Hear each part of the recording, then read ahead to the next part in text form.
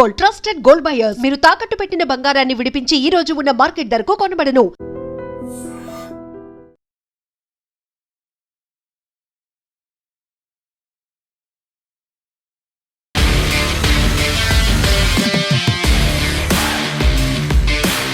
నమస్తే, welcome to I dream weekend update with Kavitha. తెలంగాణలో బీసీలకి సంబంధించి 42% రిజర్వేషన్ల మీద మరొకసారి చర్చ మొదలైంది. ఇక్కడున్నటువంటి ఎంపీలంతా పార్టీలకు అతీతంగా ప్రధానమంత్రి నరేంద్ర మోదీని కలవాలి, కేంద్రం మీద ఒత్తిడి తేవాలి అనేటువంటి మాట డిప్యూటీ సీఎం భట్టి విక్రమార్క చేస్తున్నారు. ఇదే సమయంలో బీజేపీ కూడా కాంగ్రెస్ మీద విమర్శలు చేస్తోంది. యాక్చువల్గా బీఆర్ఎస్ ఏం చేస్తోంది, బీఆర్ఎస్ ఎందుకని మాట్లాడట్లేదు? మనతో పాటుగా ఉన్నారు పొలిటికల్ అనలిస్ట్ వి ప్రకాష్ గారు. ప్రకాష్ గారు నమస్కారం. సో మనం గతంలో బీసీలకు సంబంధించి రిజర్వేషన్ల గురించి మాట్లాడుకున్నప్పటికీ ఈసారి అది కొంచెం తీవ్రంగా కనిపిస్తోంది. అందులోనూ పర్టికులర్గా లోకల్ బాడీ ఎన్నికలకి సంబంధించి అది పార్టీలకు అతీతంగా అయినప్పటికీ కూడా రిజర్వేషన్ల వ్యవహారం అనేది ఇప్పుడు కోర్టు కేసులు అవుతున్నాయి, ఆ తర్వాత ఆరోపణలు ప్రత్యారోపణలు విమర్శలు ఇవన్నీ అవుతున్నాయి. ఎందుకలా, ఏం జరగబోతోంది? ఫస్ట్ ఏంటంటే రేవంత్ రెడ్డి మొదటి నుంచి కూడా బీసీలను పంపే పెడుతూ ఆయన ఇచ్చే ఉద్దేశం లేదమ్మా. మనం కూడా ఎన్నోసార్లు నేను మీతో కూడా నేను చెప్పాను మీ ఇంటర్వ్యూలో, ఆయనకు బీసీల పట్ల ఎటువంటి ప్రేమ లేదు, ఇచ్చే ఉద్దేశం లేదు. ఎందుకంటే ఇంకోటి కూడా చెప్పాను, మేము కోడంగల్ బోర్డు పెట్టుకొని ఆయన వనపర్తి సైడ్ పోతున్నాడని కూడా చెప్పాను నేను, వాళ్ళ ఊరి పేరు అంటే ఆయన ఇష్యూ తీసుకున్నాడు. ఇష్యూ ఏ రకంగా పోతే సెటిల్ అవుతుందో అందరు చెప్తూనే ఉన్నారు. జస్టిస్ ఈశ్వరయ్య దగ్గర నుంచి చిరంజీవుల దగ్గర నుంచి మాలాంటి వాళ్ళ దాకా అందరం చెప్తూనే ఉన్నాం, ఇది రాజ్యాంగ సవరణ కావాలి, ఈవెన్ అట్లీస్ట్ 9th షెడ్యూల్నైనా పెట్టాలి. పెట్టినంతకాలం ఇందిరాసాని కేసులో ఇచ్చిన తీర్పు కానీ, కృష్ణమూర్తి వర్సెస్ మహారాష్ట్ర కేసులో గవాయి గారు ఇచ్చింది కానీ ఇది అమలు చేయడానికి వీల్లేదు. కాబట్టి ఈయన కేవలం బీసీలను మభ్యపెట్టడానికే ఈ ప్రయత్నాలు చేస్తున్నాడు. ఇక్కడ బిల్లులు ఎన్ని పెట్టినా కూడా అసెంబ్లీలో పార్లమెంట్లో పెట్టాల్సిన బిల్లే ఇంపార్టెంట్. కాబట్టి అది పెట్టకుండా జంతర్ మంతర్ దగ్గర ధర్నా చేసి నటిస్తున్నాడు. బీసీలకు అనుకూలమని నటిస్తూ బీసీలకు ద్రోహం చేస్తున్నాడు అని చెప్తూ వచ్చాం. ఇవాళ బట్ట బయలైంది అది. ఇప్పుడు జూబ్లీస్ ఎన్నికల్లో గెలవగానే ఇమ్మీడియట్గా ఏమాత్రం టైం ఇవ్వకుండా ఒక్కరోజు ఇస్తారు నామినేషన్లకు, ఇమ్మీడియట్గా జీవో ఇష్యూ చేసిండు. ఆ జీవో ద్వారా ఇప్పుడు ఎన్నికలకు పోతున్నాడు. అయితే అదివరకు ఆయన 42 ఇస్తా అన్నవాడు, కనీసం కేసీఆర్ గవర్నమెంట్లో అయినా 23% వచ్చింది. ఇప్పుడు 17% కూడా రాలేదు. అసలు మనకు సుప్రీంకోర్టు ఇచ్చిన ట్రిపుల్ టెస్ట్ దాన్ని అమలు చేసినా కూడా బీసీలకు ఇవాళ 30-35% వస్తుంది. ఆయన అన్న 42 రాకపోయినా 30-35 వరకు వస్తుంది బీసీలకు. పార్టీల సంగతి ఎట్లున్నా కూడా ఇంత లాభమయ్యే అవకాశం ఉన్న కాడ ఒక రాంగ్ పద్ధతిలో పోయిండు. ఆయనకు మధ్యప్రదేశ్లో నరహరి గారు ఎట్లా ఎన్నికలు జరిపారు, అక్కడ 2021-22లో బీసీలకు ఎట్లా లబ్ధి జరిగింది. వాస్తవంగా అక్కడ 14% బీసీలకు, ఏది అధికారికంగా, ఎందుకంటే వాళ్ళ కాన్స్టిట్యూషనల్గా అక్కడ ట్రైబ్స్ ఎక్కువ ఉంటారు. మన దగ్గర 9% ఉన్నారు ట్రైబ్స్, వాళ్ళకి రిజర్వేషన్ 9% ఉంది. అక్కడ 20%. ఇక్కడ ఎస్సీలు 16% ఉన్నారు, అక్కడ కూడా 16% ఉన్నారు.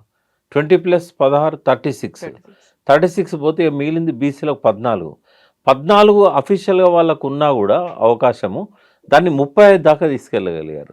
మళ్ళీ ఓవరాల్గా 50% దాటలేదు. మనం కూడా ఒకసారి స్పెషల్గా చేశాను దీని మీద, మధ్యప్రదేశ్లో ఎట్లా చేశారనే దాని మీద కూడా మనం ఐ డ్రీమ్లో నేను మాట్లాడాను. ఇప్పుడు ఇంతమంది చెప్పిన తర్వాత ఎంతోమంది రిప్రజెంటేషన్ ఇచ్చారు. తర్వాత కొన్ని ఆర్గనైజేషన్స్ మధ్యప్రదేశ్ తరహాగా అమలు చేయమని రేవంత్ రెడ్డితో పాటుగా మంత్రులందరికీ మెమోరాండమ్స్ ఇచ్చారు. బీసీలో పోరుబాట పుస్తకంలో ఆయన రాశాడు, అది కూడా ఇచ్చారు. అయినా కూడా తెలియనట్టు కాదు, ఇది తెలిసి కావాలని అన్యాయం చేయడం, గ్రామీణ స్థాయి నుంచి అప్పర్ క్యాస్ట్ లీడర్షిప్ బెంచే కుట్ర ఇది.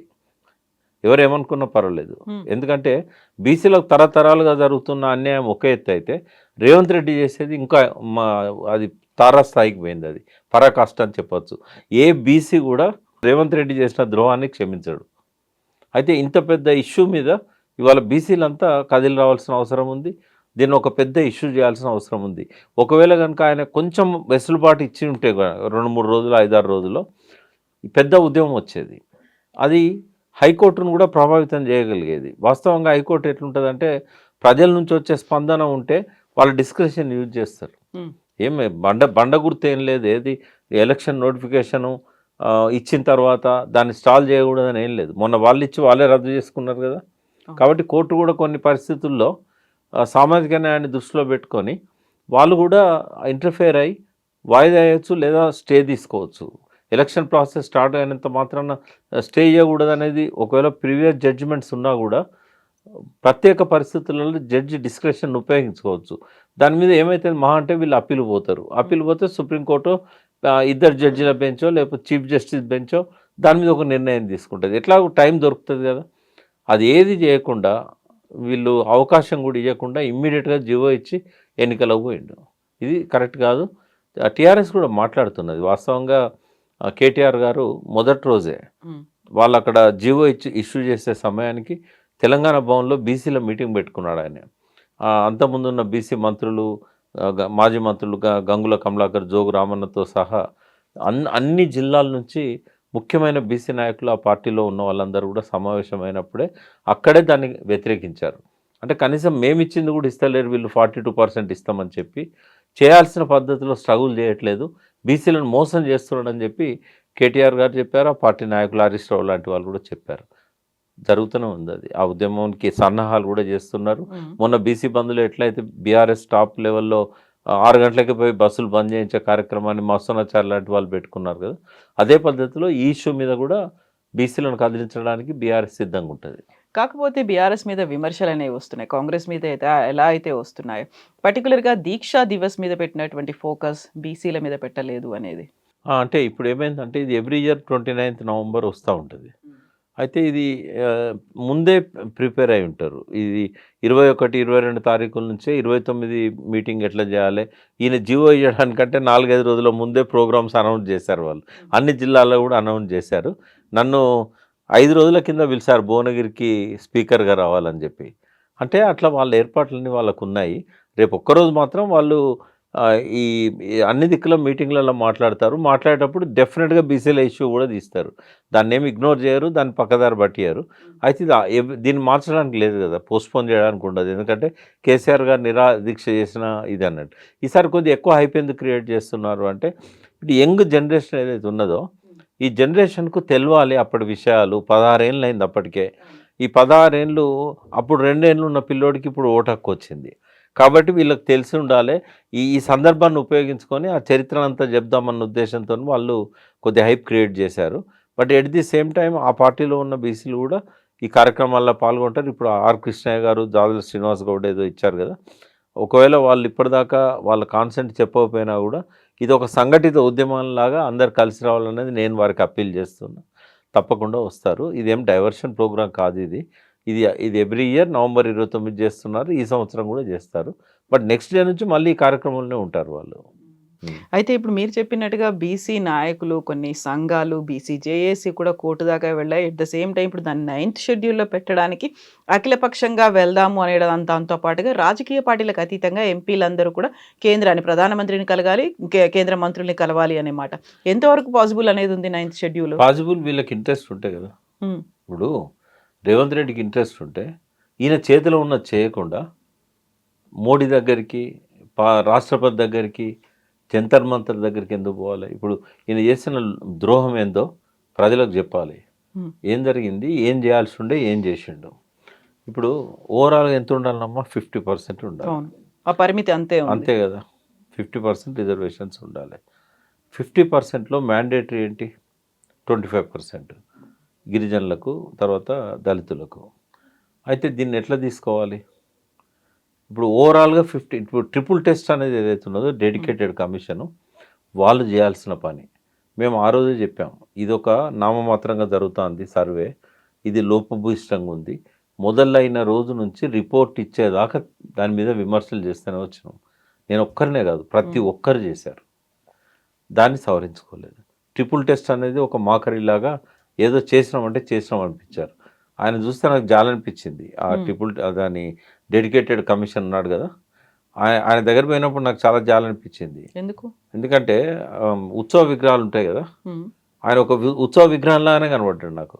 ఆయనకి ఏం సంబంధం లేకుండా జరిగింది. జిఐడి చేసింది మొత్తం సర్వే. సో ఒక కమిషన్ ఏర్పాటు చేసిన ఇన్వాల్వ్మెంట్ లేదా అనేది. ఈవెన్ కమిషన్ చూసిందో లేదో ఆ రిపోర్టు, అనౌన్స్మెంట్ కూడా ఆయన చేయలేదు. పరిశీలన కూడా ఆయన చేయలేదు, నవ్వుకుంటూ కూర్చునేవాడు. మనిషి మంచోడు. రేవంత్ రెడ్డి ఏం చేసిండంటే సుప్రీంకోర్టుకు చెప్పడానికి, హైకోర్టుకు చెప్పడానికి డెడికేటెడ్ కమిషన్ వేసినామని చెప్పి ఆయనకు ఆర్డర్ ఇచ్చి పడేసాడు. ఆయన దగ్గర ఒక టైపిస్ట్ లేడు, ఆయన దగ్గర స్టాఫ్ లేరు, ఒక అటెండర్ తప్ప ఇంకెవరూ లేరు, కాబట్టి ఆయనను ఎక్కడా ఇన్వాల్వ్ చేయలే. అందుకే ఈ ద్రోహం జరిగింది. అది రేవంత్ రెడ్డి చేసిన మొట్టమొదటి తప్పు. ట్రిపుల్ టెస్ట్ అనేది జరగాలంటే డెడికేటెడ్ కమిషన్ చేయాలి. ఏం చేయాల్సి ఉండేది తెలుసా? వాళ్ళు విలేజ్ టు విలేజ్ పోయి ఆ విలేజ్లో జనాభా ఎంత, బీసీలు ఎక్కువ ఉన్నారా, ఎస్సీలు ఎక్కువ ఉన్నారా, ఎస్టీలు ఎక్కువ ఉన్నారా, అది ఎవరికి రిజర్వ్ చేయాలి, ఒక్కొక్క ఊరు యూనిట్గా తీసుకోవాలి. తర్వాత ఒక్కొక్క మండలం, దేనికి సర్పంచ్కి ఒక్కొక్క ఊరు యూనిట్గా తీసుకోవాలి. ఓవరాల్గా మనకు 12,000 చిల్లర గ్రామ పంచాయతీలు ఉన్నాయని అనుకుందాం. 6,000 చిల్లర గ్రామ పంచాయతీలను జనరల్గా పెట్టుకోవాలి. మిగతా రిజర్వేషన్లల్లో ఎస్టీలు మ్యాండేటరీగా వాళ్ళు 9% ఉన్న గ్రామాలు ఏంటి అనేది తీయాలి. అంటే ఎస్టీలు ఎక్కువ పాపులేషన్ ఉన్న గ్రామాలు తీసి వాటిని ప్రకటించాలి. అట్లాగే ఎస్సీలు ఎక్కువ 16% వాళ్ళు రావాలి కాబట్టి వాళ్ళ గ్రామాలను 16% తీసేయాలి. ఈ పోయిన తర్వాత మిగిలిన గ్రామాలన్నీ ఉంటాయి కదా, ఆ బీసీలు ఎక్కువ ఉన్న గ్రామాలన్నింటిలో వాళ్ళకి ఇచ్చేసేయాలి. సపోజ్ దీన్ని జిల్లా యూనిట్గా తీసుకుంటారా, మండలం యూనిట్గా తీసుకుంటారా అనేది ఆ పైనున్న జెడ్పీ స్థానాలు, ఎంపీపీ స్థానాలను దృష్టిలో పెట్టుకొని వాళ్ళు డిసైడ్ చేయాలి.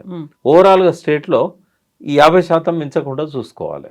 అప్పుడు ఏమవుతుందంటే, ఒక విలేజ్ ఎగ్జాంపుల్ ఇస్తాం. ఒక విలేజ్లో ఎస్టీలు 2 కుటుంబాలు ఉన్నాయి. కేసముద్రం దగ్గర 6 ఉన్నారు. ఎలిజిబుల్ ఓటర్స్ 6 ఉన్నారు. వాళ్ళకు గ్రామ పంచాయతీ సర్పంచ్ రిజర్వ్ చేశారు, పైనుంచి వాళ్ళకు మిగతా స్థానాలు కూడా రిజర్వ్ అయినాయి. ఇప్పుడు ఏజెన్సీలలో ఎట్లాగో వాళ్ళ రిజర్వ్ అవుతున్నాయి కదా, స్టేట్ వైడ్గా తీసుకోవాల్సి వచ్చినప్పుడు వాళ్ళ రిజర్వేషన్ వాళ్ళకి ఏజెన్సీలలో వచ్చింది కదా, మళ్ళీ గ్రామాలలో ఎందుకు తీసుకోవాలి? నిజంగానే ఎక్కడైనా బాగా ఎస్టీలు ఉన్న లంబాడి తండాలు ఇట్లాంటివి ఉన్నాయి, అవి కూడా వాళ్ళకి ఇచ్చేయచ్చు. ఇంకా ఎస్టీ రిజర్వేషన్ వేరే గ్రామాలలో చేయాల్సిన అవసరం లేదు. ఎక్కడైతే 10 కుటుంబాలు 5 కుటుంబాలను అక్కడ చేయాల్సిన అవసరం లేదు. వీళ్ళు చూపెట్టేటప్పుడు ఏం చేయాలంటే, మేము ఓవరాల్గా పర్సంటేజ్ వాళ్ళకి ఇచ్చాం, ఓవరాల్గా పర్సంటేజ్ ఎస్సీలకు ఇచ్చాం అన్నప్పుడు ఏమవుతుందంటే, ఉదాహరణకు ఒక గ్రామంలో ఎక్కువ మంది వీళ్ళు ఉంటారు, బీసీలు ఉంటారు. ఓ 4 కుటుంబాలు ఎస్సీలే ఉంటాయి అనుకుందాం, 10 కుటుంబాలు ఉంటాయి అనుకుందాం, ఎస్టీలే ఒక 2-3 కుటుంబాలు ఉంటాయని అనుకుందాం. అది మ్యాండేటరీగా బీసీ కేటాయించాలి. అది కేటాయించి ఓవరాల్గా చూడాలి. అన్ని జిల్లాల రిపోర్ట్లు తెప్పించుకొని రిజర్వేషన్ పరిమితిలో ఉన్నామా మనం, లేదా బీసీలకు ఎస్సీలకు ఎస్టీలకు ఇచ్చినాయి 50% దాటినాయని చూడాలి. 50% దాటినప్పుడు ఎవరి కట్ చేస్తారు? బీసీలే కట్ చేస్తారు. ఈ ఎస్సీలే ఎస్టీలే అట్లే ఉంచాల్సి వస్తుంది. అట్లా చేసుకుంటూ పోతే ఏమైందంటే, ఇప్పుడు మా జిల్లా పరిషత్ టెరిటరీ మెంబర్ ఉన్నాడు, మొత్తం మండలానికి ఒక్కడే ఉంటాడు. మండల ప్రెసిడెంట్ ఉన్నాడు, మొత్తం మండలానికి ఒక్కడే ఉంటాడు. ఎంపీటీసీల దగ్గరికి వచ్చేసరికి 2 గ్రామాలలో తీయాల్సి వస్తుంది ఈ లెక్క. తీసినప్పుడు అక్కడ జనాభా దామాషా ప్రకారంగా వాళ్ళకి రిజర్వ్ చేయాలి, చేసి ఓవరాల్గా టాలీ చేయాలి. టాలీ చేసినప్పుడు ఎక్కువనైతే తక్కువ బీసీ జనాభా ఉండి వాళ్ళకి రిజర్వ్ అయిందో దాన్ని మనం తీసేయాలి, జనరల్ చేయాలి. ఎందుకంటే జనరల్లో 45 వచ్చింది, ఇంకా 5% తక్కువ అవుతుంది. తీసేయాల్సింది ఓన్లీ బీసీల నుంచే, ఎస్సీల ఎస్టీలకు తీసేయడానికి లేదు. ఇట్లా కనుక చేస్తే మధ్యప్రదేశ్లో 2021లో అట్లే చేశారు. చేసి ఓవరాల్గా టాలీ చేశారు. చేస్తే 14% ఉన్న బీసీలది 34% వచ్చింది. ఇక్కడ కూడా వచ్చేది ఈజీగా ఇంకొక 5 to 10% పెరిగేది బీసీల రిజర్వేషన్. ఇది చేసేది ఎవరమ్మా? ముఖ్యమంత్రి ఆదేశాలతోని డెడికేటెడ్ కమిషన్ చేయాలి. దీన్ని సుప్రీంకోర్టుకు, హైకోర్టుకు సబ్మిట్ చేయాలి. ఈ ప్రకారంగా మేము మాకున్న పరిమితిలో 50% రిజర్వేషన్ దాటకుండా మేము గ్రామాలలో అడ్జస్ట్ చేసినామంటే ఎవరు కోర్టు పోయినా కూడా స్టే రాదు. ఇది చేయొచ్చు కదా. ఎందుకని ఇది చేయడానికి అక్కడ సలహా ఇవ్వడానికి ఎవరు లేరంటారా, లేకుంటే నిపుణుల కొరత అక్కడ కనిపించింది? మీరే చూశారు, జస్టిస్ ఈశ్వరయ్య గారి కంటే గొప్ప వ్యక్తి ఎవరున్నారు? నేషనల్ బీసీ కమిషన్ చైర్మన్గా పనిచేశాడు, హైకోర్టు చీఫ్ జస్టిస్గా పనిచేశాడు. ఆయన ఎన్నిసార్లు కలిశాడు రేవంత్ రెడ్డిని? ఆయన కలిసినప్పుడు అందరిని అధికారులను పిలిచి మీటింగ్ పెట్టి చెప్పాడు. చిరంజీవులు గారు ఎన్నిసార్లు కలిశారు, జాదుల శ్రీనివాస్ ఎన్నిసార్లు, నారాయణ గారిని ఎన్నిసార్లు పంపించారు రిపోర్ట్. ఆయన ప్రిన్సిపల్ సెక్రటరీ ఉన్నాడు కాబట్టి ఆయన కొన్ని లిమిటేషన్స్ ఉంటాయి. బట్ మధ్యప్రదేశ్ది ఒక బేస్గా తీసుకోమని చెప్పి ఎన్నిసార్లు పంపించాడు, ప్రతి పార్టీకి ఇచ్చాడు ఆయన. మహేష్ గౌడ్ గారికి ఇచ్చారు. ఎందుకలా ఇష్టం లేదమ్మా రేవంత్ రెడ్డికి. ప్రతి మినిస్టర్కు తెలుసు ఇట్లా చేస్తే బీసీలకు ఎక్కువ వస్తాయని, అయినా కూడా ఇవ్వలేదు ఆయన. ఇప్పుడు కవిత గతంలో సెలబ్రేట్ చేసుకున్నారు. ఈరోజు మళ్ళీ తను రైలు రోకో అనేది చేశారు. ఆ తర్వాత తీన్మార్ జాజులా. మల్లన్న కూడా, జాజులా వీళ్ళందరూ కూడా ఆల్మోస్ట్ ఒక సపోర్ట్ అనేది వచ్చింది. అభినందనలు, వెల్కమ్ చేశారు. ఇవన్నీ అయ్యాయి. ఈరోజు తీన్మార్ మల్లన్న ఇంకో మాట కూడా అన్నారు. రెడ్లకు, బీసీలకు విడాకులు అయిపోయాయి అనే ఒక ఆ మాట కూడా ఆయన అన్నాడు. సో ఇప్పుడు అంతా అపోజ్ అనేది కనిపిస్తోంది. ఆందోళనలు ఉన్నాయి, నిరసనలు కనిపిస్తున్నాయి. ఏం జరుగుతుందని మీరు అనుకుంటున్నారు? ఇది రెడ్లందరూ చెప్తే అయిందానమ్మా. నేను అనేది ఒక్క క్యాస్ట్ని ఎప్పుడు టార్గెట్ చేయకూడదు. ఏ రెడ్డి చెప్పిండమ్మా? ఇది రేవంత్ రెడ్డి కావాలని చేసింది, రెచ్చగొట్టడానికి చేస్తున్నాడు ఆయన. ఆయన ఆయన ఆయనకు ఆయన పబ్బం గడిచింది. ఆయన సీఎం కావాలనుకున్నాడు, పోలరైజ్ చేసుకున్నాడు, సీఎం అయిండు. మనసు ఒప్పది బీసీలను డెవలప్ చేయడానికి, ఎవరికి ఒప్పది. ఈ అప్పర్ క్యాస్ట్లో ఉన్న టాప్ పొలిటీషియన్స్ ఎవరైతే ఉంటారో వాళ్ళని మనం టార్గెట్ చేద్దాం. వాళ్ళు ఎన్నటికీ బీసీలను ఎదగనియరు. ఇంత మంచి అవకాశం వచ్చింది. కొన్ని వేల గ్రామాలల్లో బీసీలను సర్పంచులుగా చేసే అవకాశం వచ్చినా కూడా వాళ్ళ అవకాశం ఇవ్వలేదు. కొన్ని వందల గ్రామాలల్లో ఎంపీటీసీలను, మండలాధ్యక్షులను చేసే, జిల్లా పరిషత్ సభ్యులను చేసే అవకాశం వచ్చినా కూడా ఇవ్వలేదు. ఇప్పుడు ఓవరాల్గా చూస్తే ఎంత అవుతుంది తెలుసా? నీ గ్రామాల వారీగా చూస్తే 60-70% మించుతారు ఈ రెడ్లు, వెల్మలు, వాళ్ళకు సంబంధించిన అప్పర్ క్యాస్ట్ వాళ్ళు. అంటే ఇది వాళ్ళ రాజ్యం అనేది మరొకసారి ఆయన రుజువు చేసుకున్నాడు. మా వాళ్ళు ఏంటంటే కొందరు అమాయకులు ఉంటారు, కొందరేమో వాళ్ళ మోచేతి నీళ్లు తాగి బీసీలకు ద్రోహం చేస్తూ ఉంటారు.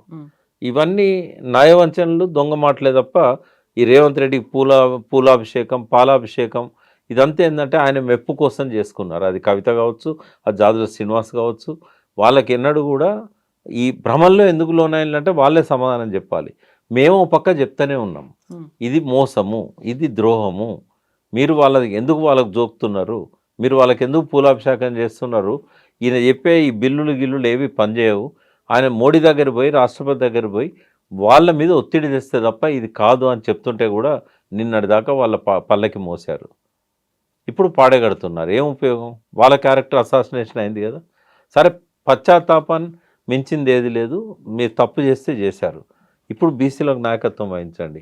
పెద్ద ఉద్యమాన్ని నిర్మించడానికి ఒక అస్త్రాన్ని ఇచ్చాడు రేవంత్ రెడ్డి. ఇవాళ సర్పంచ్ అయినా, ఎంపీటీసీ అయినా రాజ్యాధికారం రాకపోవచ్చు మనకు, కానీ నీ దారిలో నువ్వు పరిగెత్తడానికి కావాల్సిన ఫ్యూయల్ ఇచ్చాడు ఆయన. నీ బీసీలో ఉద్యమాన్ని ఆర్గనైజ్ చేయడానికి ఇంతకంటే అస్త్రం ఏముంటుంది? సరే, చిరంజీవి గారి మదర్ ఏదో చనిపోయినట్టుంది, ఆయన ఈ 11 రోజులు బయటికి రాకపోవచ్చు, నిన్ననే తెలిసింది నాకు. సో మిగతా నాయకులంతా ఈశ్వరయ్య గారిని ముందు పెట్టుకొని ఎట్లా మోసం చేశాడనేది మీడియా ద్వారా కానీ, పబ్లిక్లో కానీ డైరెక్ట్గా వెళ్ళి ఉద్యమాన్ని నిర్మించడానికి ఇంతకంటే బెస్ట్ వెపన్ అనేది ఎన్నడూ రాలేదు బీసీలకు. దీన్ని అన్ని పార్టీలలో ఉన్న బీసీలు ఉపయోగించుకోవాలి. బీసీ సంఘాలు ప్రత్యేకంగా నాయకత్వం వహించాలి.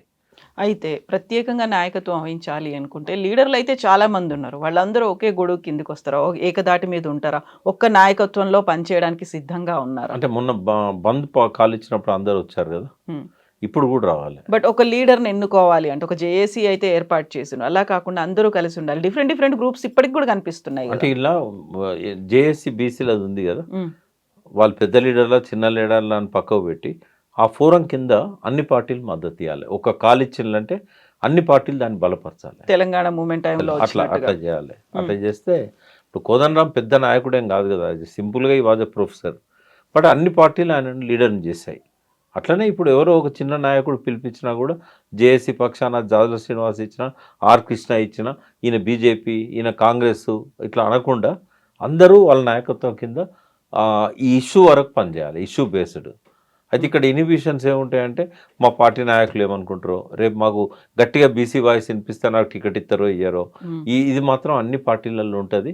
ఇక తాడో పేడో తెలుసుకునే పరిస్థితి వస్తుంది. కాబట్టి మీరు బలంగా ఉంటే మిమ్మల్ని ఎవరు ఏం చేయలేరు. అదంతా వ్యక్తిగతంగా ఆలోచిస్తున్నారు. మీరు చెప్పినట్టుగా మొత్తం బీసీ కమ్యూనిటీకి సంబంధించి ఆలోచించాలి అంటే ఇక్కడ వెనకడుగు వేస్తున్నారు, లేకపోతే అక్కడ వాళ్ళు వ్యక్తిగతంగా చూసుకునే ప్రయత్నాల్లో ఉన్నారు, లేదు అందరి కోసం పనిచేయాలి అనేటువంటి భావన ఇంకా ఎందుకు రాలేదు? ఇప్పటికే ఇన్ని దశాబ్దాలు గడిచిపోయినప్పటికీ కూడా. టికెట్లు ఇచ్చేది ఎవరమ్మా? ఇప్పుడు ఏ పార్టీలో బీసీ టికెట్ ఇస్తాడా? ఇప్పుడు రామచంద్రరావు ఉన్నాడు, నా మిత్రుడే, నేను మాట్లాడలేదు ఇప్పటిదాకా, బట్ ఆయన దగ్గరికి పోయి వచ్చిన వాళ్ళు నాతో చెప్పుకుంటాను వాళ్ళ బాధలు. వాళ్ళు ఎంపీలుగా ఎమ్మెల్యేలుగా పోటీ చేయడానికి అర్హత ఉన్న వాళ్ళు మీడియా స్పోక్స్ పర్సన్ ఏమంటే కూడా ఆయన ఇచ్చే పరిస్థితిలో లేడు, నా చేతిలో ఏమున్నది మీరు పై వాళ్ళకి చెప్పండి అంటున్నాడు. రబ్బర్ స్టాంప్ అధ్యక్షుడే కదా, ఆయన వాయిస్ ఉండొచ్చు, మంచి మనిషి కావచ్చు, కానీ ఆయనకి వాళ్ళు పవర్ ఇవ్వలే కదా. అధ్యక్షుడు ఎవరున్నా అంతే. ఇప్పుడు టీఆర్ఎస్లో కేటీఆర్ఏ టికెట్లు ఇవ్వాలి, కేసీఆర్ ఇవ్వాలి. అదేవిధంగా కాంగ్రెస్లో పోయినట్టయితే మహేష్ గౌడ్ సంతకమే, రేవంత్ రెడ్డి చెప్పండి ఆయన ఎవరికి ఇచ్చే పరిస్థితి లేదు. మరి వాళ్ళు అధిష్టానానికి కోపం తెప్పించే పనులు చేస్తారా? ఒకవేళ చేయాలనుకుంటే వాళ్ళ ఆశీస్సులతో వాళ్ళ ఆదేశాలతో చేయాలి. అందుకే నేనేమంటున్నా, మీరు బలంగా ఉంటే మిమ్మల్ని పిలిచి టికెట్ ఇస్తుంది ఏ పార్టీ అయినా. ఈ బలం ఎట్లా వస్తుంది మీకు? ఈ ఉద్యమం ద్వారానే వస్తుంది. మీరు ఏదైతే అనుకుంటానో వాయిస్ బలంగా వినిపిస్తే నన్ను ఎక్కడ టార్గెట్ చేస్తారో అని, అది తప్పు. మీరు ఎంత బలంగా వాయిస్ వినిపించడమే కాదు, ప్రజల్లో కూడా బలంగా ఉద్యమాన్ని నిర్మించండి. ఇంకా 3 ఏళ్ళు ఉంది ఎలక్షన్స్కి. This is the right time to raise in the BC movement. బీసీల కోసం అంటూ ఒక పార్టీ కూడా ఏర్పాటు చేసిన తీన్మార్ మల్లన్న ఆయన రాజ్యాధికార పార్టీ అనేది. ప్రయత్నాలు ఆయన చేస్తున్నాడు. ఆయనకి ఎంత సపోర్ట్ వచ్చిందంటారు? కొంత ఆయన ఒక సెక్షన్ డెవలప్ చేసుకుంటున్నాడు, చాప కింద నీరులాగా. ఆయన పొద్దున బడి అని పెట్టుకున్నాడు. ఎర్లీ మార్నింగ్ 5 o'clockకే ఆయన అందరికీ ట్రైనింగ్ ఇస్తున్నాడు. ఆయన బీసీలు ఎట్లుండాలి, వాళ్ళ చైతన్యాన్ని ఎట్లుండాలి ఆయనకు తెలుసు. ఒక ఓవర్ నైట్లో బీసీ రాజ్యాధికారం రాదు. పార్టీ బలోపేతం కావాలంటే క్యాడర్ను బలంగా ఉండేటట్టు చూసుకోవాలి. కాబట్టి ఒక చాప కింద నీరులాగా ఆయన చైతన్యాన్ని విస్తరిస్తున్నాడు. ఆ చైతన్యం వృధాగా పోదు. విమర్శలు వస్తూనే ఉంటాయి. రేవంత్ రెడ్డి ఆయనను ప్రమోట్ చేశాడని విమర్శ వచ్చింది, బీజేపీ వెనకాల ఉంది అని, ఇట్లాంటివన్నీ కూడా వచ్చినాయి. బట్ మల్లన్న నాకు తెలిసినంత వరకు కమిట్మెంట్తో ఉన్నాడు. కాకపోతే లీడర్షిప్లో కొన్ని లోపాలు ఉన్నాయి. ఆయన రాబోయే రోజుల్లో సవరించుకోవచ్చు. ఈ పొద్దున బడి కార్యక్రమం అయితే బీసీల చైతన్యాన్ని పెంచడం కోసం ఆయన బాగా మేధావులతోని ఇట్లాంటి వాళ్ళతోని రోజుకొకరితో మాట్లాడిస్తూ ఒక్కొక్క ఇష్యూ మీద అవేర్నెస్ క్రియేట్ చేస్తున్నాడు. ఒక ఎఫర్ట్ అయితే స్టార్ట్ అయింది. ఇప్పుడు ఒక ఉద్యమం రావాలన్నారు, ఒక ఇగ్నైటింగ్ ఫ్యాక్టర్ అంటారు, లేకుంటే ఒక డ్రైవింగ్ ఫోర్స్ అనేది ఉంటుంది. అది ఇప్పటిదాకా ఫీల్ అవ్వట్లేరా? మనం ఉద్యమం స్టార్ట్ చేయాలి, మనం పార్టిసిపేట్ చేయాలి, మనం ఒక బలం చూపించాలి అనేది. వాస్తవంగా ఇది రైట్ టైం ఆయన రైజ్ కావడానికి. పార్టీ పెట్టినప్పుడు రైట్ టైం కాదు, ఇప్పుడు పార్టీ పెట్టిండు కాబట్టి. ఇప్పుడు ఈ కార్యక్రమాలల్లో వీళ్ళు కలుపుకున్నా కలుపుకోకపోయినా తన బలంతో, తనకున్న మాట బలంతో, తనకున్న ఆర్గనైజేషన్ బలంతో ఆయన దూసుకుపోవడానికి ఇది టేక్ ఆఫ్ టైం. రన్వే మీద బట్ నమ్మట్లేదు ఆయన్ను. లేదు, వాళ్ళు ఏం కార్యక్రమం తీసుకుంటారో నాకు తెలియదు.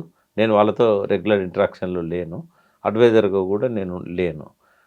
బట్ ఇది రైట్ టైం ఆయనకు. ఇప్పుడు ఈ ఇష్యూ మామూలు ఇష్యూ కాదు. ఎలక్షన్లు జరుగుతాయి, అది వేరు విషయం, స్టే రాకపోవచ్చు.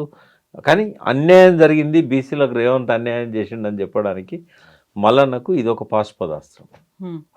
ఆయనకే కాదు, శ్రీనివాస్ గౌడ్, జాజుల శ్రీనివాస్ గౌడ్ మొన్నదాకా రేవంత్ రెడ్డితో ఉన్న జూబ్లీహిల్స్ ఎలక్షన్లో రేవంత్ రెడ్డి చెప్పినట్టుగా బీసీ క్యాండిడేట్ అనే పేరుతోని బలపరిచిన ఆ పార్టీ అభ్యర్థిని ఇవాళ మళ్ళీ ఎదగడానికి, తన క్యారెక్టర్ను పెంచుకోవడానికి ఇది రైట్ టైం.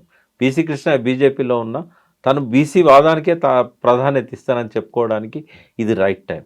టీఆర్ఎస్ కూడా అది ఆ పార్టీ బీసీ పార్టీ కాకపోయినా బీసీలో కేసీఆర్ ముఖ్యమంత్రిగా ఉన్నప్పుడు చేసిన పథకాలు తక్కువేం లేవు. ఏ నాయకుడు ఆలోచించని పథకాలు వాళ్ళకి ఇచ్చాడు. అది మధ్యలో బ్రేక్ అయింది రేవంత్ రెడ్డి వచ్చాక. నేను బీసీ పక్షపాతినే కాబట్టి బీసీల పక్షాన నేను ఉంటా అని చెప్పుకోవడానికి అది కూడా ఆ పార్టీకి కూడా ఇది ఒక మంచి అవకాశం. బీసీని ముఖ్యమంత్రి చేస్తా అన్న బీజేపీకి కూడా ఇది మంచి అవకాశం. బీసీని అధ్యక్షునిగా పెట్టిన కాంగ్రెస్ పార్టీ మాత్రం డిఫెన్స్లో పడాల్సి వస్తుంది. ఇలా మహేష్ గౌడ్ ఎక్కడ పోయినా నిలదీస్తారు జనం, మీరు అక్కడ ఉండి కూడా మాకు న్యాయం చేయలేదు అనేది. సో ఇప్పుడు ఒక చిత్తశుద్ధి అనేది ఒక మాట ఎప్పుడు వాడుతూ ఉంటారు రాజకీయ పార్టీల్లో కావచ్చు, నాయకుల్లో కావచ్చు, బీసీ లీడర్లకి సంబంధించి ఎవరికెంత ఉంది అని చెప్పుకునేటువంటి ఒక లిట్మస్ టెస్ట్ కూడా కదా ఇది. ఇది ఎప్పుడు ఇన్ఫీరియారిటీ కాంప్లెక్స్తో ఉండొద్దమ్మా. నాయకుడికి ఎదగాలనుకున్నవాడు ఇది మంచి అవకాశం వాళ్ళకు. ఎందుకంటే మీరు బీసీల పక్షాన్నారా, మీ పార్టీ నాయకత్వానికి ఊడిగం చేస్తున్నారా? ఇది ఎవరికి వాళ్ళు వేసుకోవాల్సిన ప్రశ్న. ప్రజల వైపా, పార్టీ వైపా? నువ్వు ప్రజల వైపు, నీ కమ్యూనిటీ వైపు ఉండాలనుకుంటే పార్టీని ఒప్పించుకొని నువ్వు ఇక్కడ పని. ఏ పార్టీ వద్దనదు, ఏ పార్టీ నాయకత్వము మీరు బీసీ ఉద్యమాన్ని లేపొద్దని చెప్పదు. బట్ వీళ్ళకి ఇన్ఫీరియారిటీ ఉంటుంది.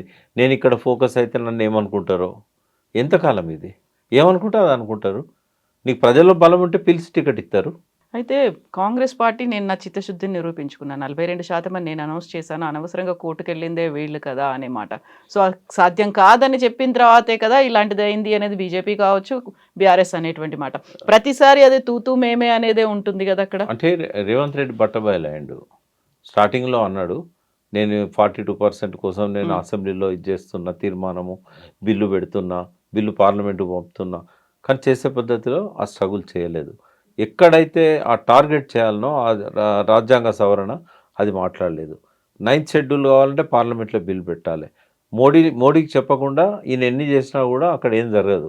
ఒక్కనాడు కూడా మోడీతో చెప్పలేదు, మోడీ దగ్గర పోలేదు, పార్లమెంట్లో ఉన్న మన ఎంపీలను తీసుకొని పోలేదు, కనీసం బీసీ నాయకులను తీసుకొని పోలేదు, కనీసం మహేష్ గౌడ్ను రాహుల్ గాంధీని ఎంటబెట్టుకొని కూడా పోలేదు, అక్కడున్న మల్లికార్జున ఖర్గే మాట్లాడలేదు, అక్కడున్న రాహుల్ గాంధీ మాట్లాడలేదు, ఎంటైర్ పార్లమెంట్ సెషన్ జరిగింది, ఒక్కనాడు కూడా అక్కడ లేపలేదు. ఈయన చిత్తశుద్ధి ఎక్కడుందమ్మా? వాళ్ళ పార్టీలో ఉన్న బీసీ నాయకత్వం ఆలోచించాలి. ఉత్సవ విగ్రహంలాగా మహేష్ గౌడ్ను పెట్టి ఆయన నాకు మిత్రుడే, కానీ పాపం ఇనేబిలిటీ ఏం చేస్తాడు, రేవంత్ రెడ్డి కాదని పోలేడే. ఇది ఖచ్చితంగా రెడ్ల రాజ్యం అని ఈ బీసీలకు జరిగిన అన్యాయంతో రేవంత్ రెడ్డి ప్రూవ్ చేసుకున్నాడు. రెడ్ల రాజ్యం అన్నప్పుడు పాలక వర్గాలకు సంబంధించే వర్తిస్తుంది. మిగతా రెడ్ల గురించి నాకు ఎటువంటి ఆరోపణ లేదు, వాళ్ళందరినీ నేను గౌరవిస్తాను. కానీ రేవంత్ రెడ్డి కానీ ఆ పార్టీలో ఉన్న క్యాబినెట్ మంత్రులు కానీ వాళ్ళు బీసీలకు ద్రోహం చేస్తారు. Yes, Prakash garu. Thank you so much, sir. Thank you. And for more videos, Please subscribe to iDream. Please subscribe to iDream. Please subscribe iDream. And please subscribe to iDream. For more videos, subscribe to iDream. please like, share, and subscribe to the channel. Congratulations, iDream. Subscribe to iDream. Subscribe to iDream. So subscribe to iDream Media. iDream team అందరికి huge congratulations. Please subscribe iDream Media. Please subscribe to iDream. Subscribe iDream. Please subscribe to iDream. iDream అంటే నా కళల ఛానల్ను subscribe చేసుకున్న నోరు తిరుగుతలేదు, మీరైతే గంట గుర్తు కొట్టండి. For more such videos, please subscribe to iDream. Subscribe to iDream. Please subscribe to iDream. Please subscribe iDream Media. Please do subscribe to iDream. Please subscribe to iDream Media. For best entertainment and information, please subscribe iDream. And don't forget to subscribe to iDream.